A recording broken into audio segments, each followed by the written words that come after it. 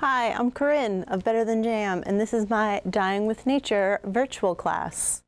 As I started to film this series, I wasn't quite sure what I wanted to put in because I didn't want to overwhelm, but I also didn't want to leave out the necessary information that I feel you need to actually start working with natural dyes, creating color that lasts long term.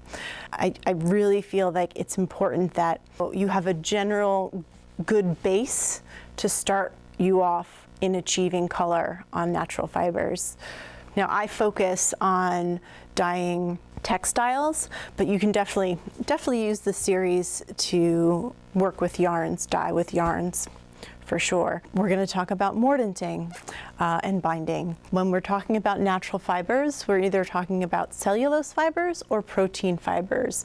Cellulose being anything from a plant, and then your protein fibers are anything from an animal.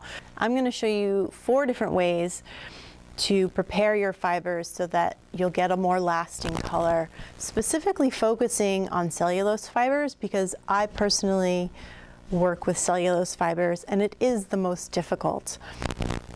I'll be showing you how to create soy milk and using that milk as a binder, preparing your fibers for the dye bath. Now, we do have a kit prepared for class that has the marigolds, the sappanwood, and the myrobalan, as well as all the mordanting and assists that you'll need. You can pick and choose your own. I definitely suggest getting the mordanting at least. Even if you're going in foraging for colors, that's going to help with the whole series for sure.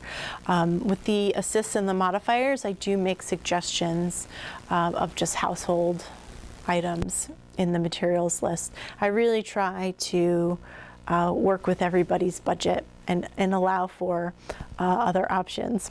If you are going to stretch out the series over a longer period of time, you can collect and purchase the materials as you go along. The different sections list exactly what you'll need.